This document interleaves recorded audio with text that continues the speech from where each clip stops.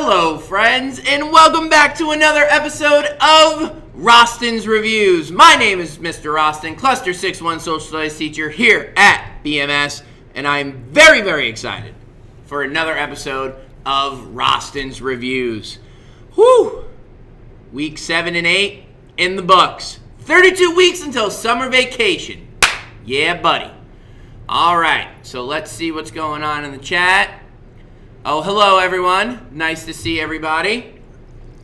Good to see everyone. All right, so before we get going, we have a few announcements to make. Just a few. One, I will be sending home on Monday something for your parents so they can connect to Schoology. So it's going to be a form letter. It's going to have an access code that is meant just for you. And you are going to give it to your parental unit or guardian or whoever takes care of you at home. And they will have access to Schoology. Now, how much of that access will they have is a great question, because I don't know. But they're going to have access to it. And, yeah. So I sent home a note to your parents today letting them know to expect it on Monday and Tuesday. So you will get it on Monday and Tuesday. You will bring it home to them, and they can then see what's going on in Schoology. And the great thing about this is it will give them access to all of your classes and not just mine, which is great. Number 2, we have a field trip coming up on Friday. Very exciting. Very, very exciting. First field trip of the year. We're going to do some hiking, we're going to do some team building activities, and there might even be a scavenger hunt. Very exciting stuff. Very, very exciting. So, on my list of things to do, we did a bunch of stuff. So, should we jump right into it? We shall.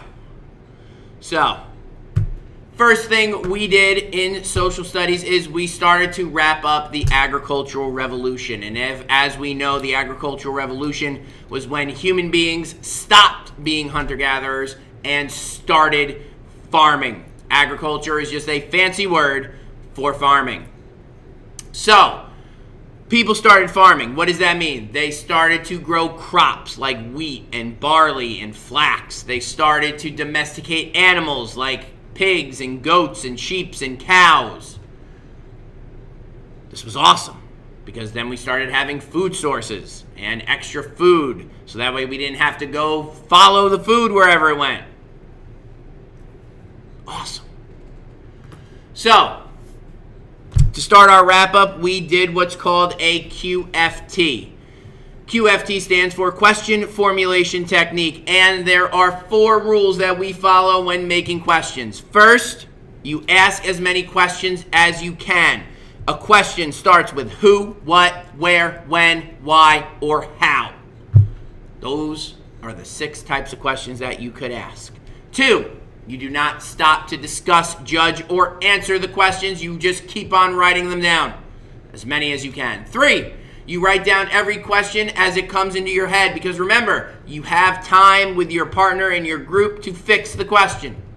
Then last but not least, if you can't come up with any questions, that's okay. Write some statements, some observations of what you see, and then with your partner and small group, you can turn them into questions. So I put a prompt up on the board. It was a picture of an early agricultural city, or village, excuse me. And we wrote down some questions, and y'all had some really good questions, which I don't have here on my iPad because I did it on the computer and then I saved them. So that's on me. But we did that. Y'all came up with some great questions. It was awesome, and we're going to be doing more QFTs throughout the year, so be prepared to make questions. Then we did this right here. Transition. Boom. This we learned about where agriculture started. And it started in the Fertile Crescent, which we now know is modern day Iraq. So, what we did was we annotated the document. So, what does that mean? That means we underlined topics or topic sentences. We highlighted the important information, and then we wrote a nice one-sentence summary at the bottom.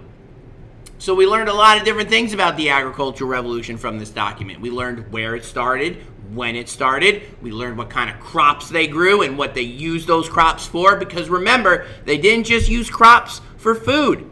They used crops for clothing too, we learned. Okay? We learned about crops.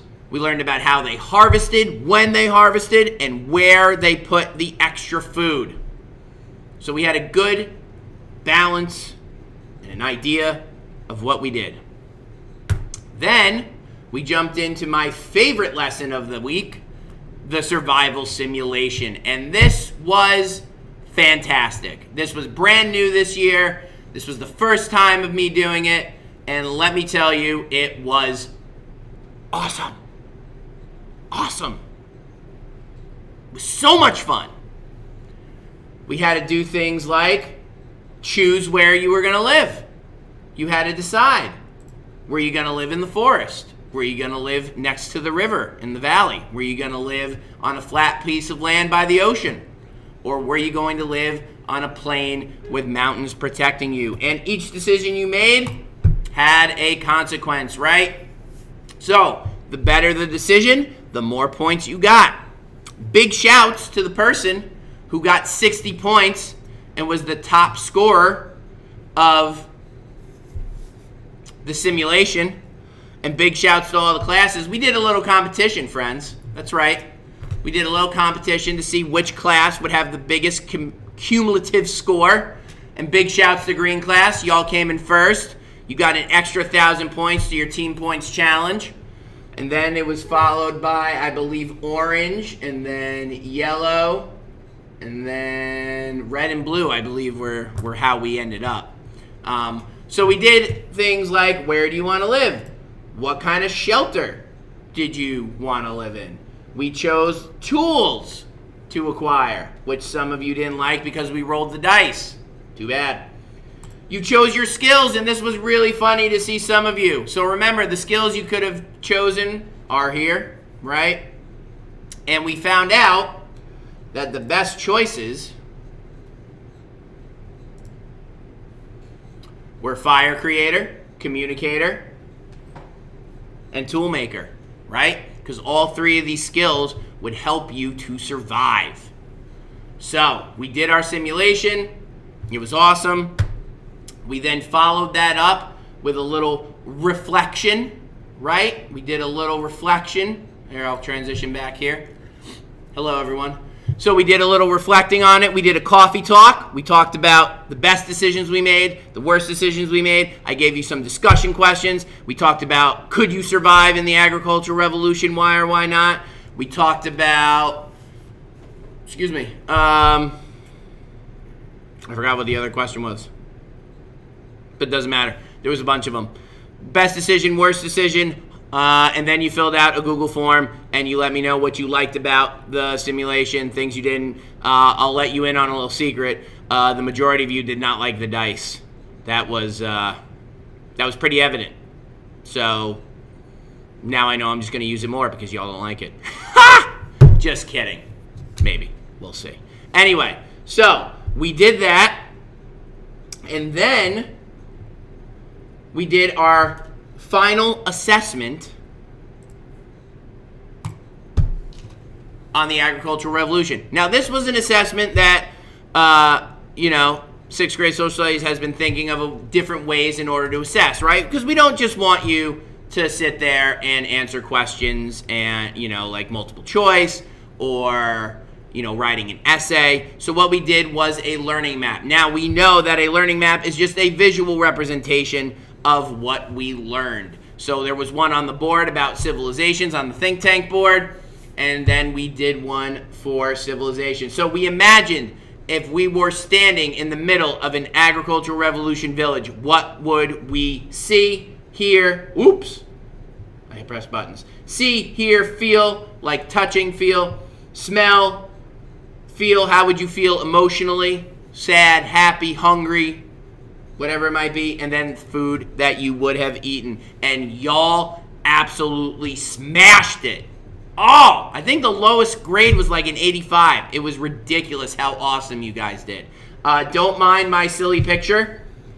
We all know Mr. Rosten can't draw. This is well-known information, but I did my best. And, you know, like I said before we took the assessment, it's okay that you can't draw. Stick figures are fine as long as it's colorful and beautiful. So, there you go. We did that. It was awesome. All right, what did we do after the learning map? What did we do after the learning map? Friends, we met. Nope, that's not what I wanted. That's what I wanted. We met Otzi the Iceman. Yes, we did. We went to the auditorium. We recreated the crime scene. Gross. We recreated the crime scene. We analyzed the artifacts that were found with Otzi. Here's what we did. Go. There it is. So, the way we analyze artifacts, remember, we meet the artifact. We figure out what it's made of because it tells us the time period in which we are studying. We then observe the artifact. So we looked at shape, color, and was there anything written on it. After we did all that, we use those clues to make sense of it right here. And remember, when you make sense of it, you need to write sentences. Ba-dum-bum, teacher pun. Thanks, Mrs. Classy. So we answered what the artifact was and what it was used for, and were there similar items to today. So we did that. We used our inferencing skills, which we've been working on since the very beginning of the year. And then today, for some of you, we did the reveal. We found out what all these artifacts were. And that was awesome too. So we learned, come on.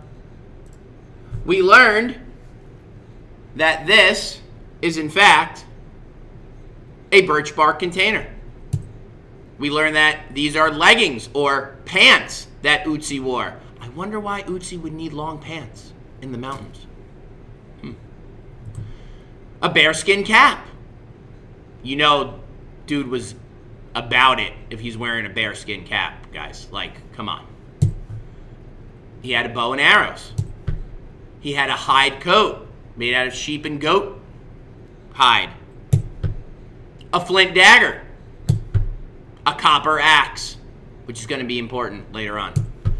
A retouche, which sharpened his flint dagger. Good to have a sharpener if you have a knife. Seems pretty reasonable. A stone disc. This one was pretty funny to look at, I'll be honest with all of you. Some of your answers were pretty wild. I'm not going to share any of them here, but just know that I got a good laugh. Shoes, obviously, need shoes. Climbing through the mountains, got to protect the old feet. And then finally, you had to make a decision based on this new information, based on what you know. Was Otzi the Iceman a hunter-gatherer, or was he a farmer from an agricultural village? And we had to use the artifacts as evidence to help support our answer. Bam. Bam. Now, I will say, a lot of you are going with hunter-gatherer. I don't know if that's the right decision, but you used evidence to support your answer. I respect that. Good on you. And that's what we did in social studies this week. We did QFTs. We did annotating. We used our knowledge and skills to do a simulation. We created a learning map, which is awesome. I love this assessment. I think we're going to do it more often. Good stuff. And then we started our first historical investigation. Oh, we did so much. So much. So much. Good stuff. Good stuff. And that's all I got for you today. That's what we did in social studies the past 2 weeks. It was awesome. It was good stuff. And we've got some awesome stuff planned for the next 2 weeks. Because, you know, Mr. Rosten has to be planned out, or else I start getting agita and agita's heartburn, just so you're all aware. But that's it. That's what we did in social studies this week. So, next week, field trip on Friday, short week, early dismissal on Tuesday, which is going to be awesome for you. I have to go to meetings. Enjoy your half day. You get to go home and have lunch, play video games, hang out with your dog if you have one. Wish I could go hang out with my dog. You know? Nobody else in the chat? Oh, hello, friends. I see you. I can't say your name out loud on the internet, but I see you. I think that's it. So, next week, we're going to be reading more about Otzi. We're going to be introduced to some theories on how he died. We're going to work on that for like 3 class periods or so. And then it's time to make our first big historical decision and choose a theory of how Otzi died and use evidence to support our answer. And we're going to learn how to write an introduction paragraph the social studies way. We're going to learn how to write a appeal paragraph the social studies way. It will look familiar to you. I promise. It's nothing crazy.